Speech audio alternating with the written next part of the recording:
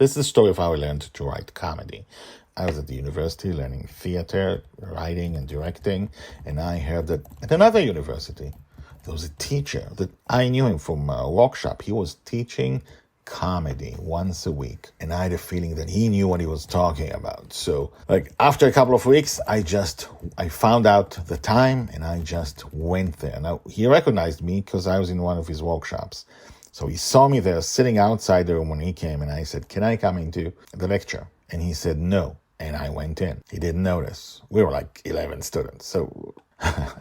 So when he raised his eyes inside the room, he saw me and he laughed. And then he went on to give the lesson. And the next week, I came again. Now, this was at the expense of the university. I used to disappear for a whole half a day in the beginning and then a whole day, because after a few weeks, he said, "You know what, if you're here, you should pay." So I had to pay an additional thing for this specific course, and it's actually 2 courses. He said, "Well, if you're paying, you should take the other course, which was circus tricks and stuff like that. How to walk on rope, how to do juggling, the thing I loved the most was how to flip around and land on your back without anything bad happening to you. That was very useful when you're 20. I loved doing that. People thought I was crazy. And basically that was a day. So I was missing a whole day at the university to go and learn comedy, which seemed very important to me, at another place. And then, when the course was done, I told the teacher, I'm writing in comedy now.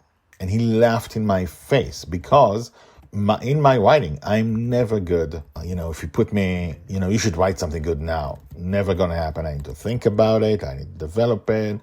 It needs to go through stuff in my head, and then it comes out. So he laughed in my face. I didn't take it badly at all. I got his point. I don't perform well on demand. But later on, he directed that show and thought I was a genius.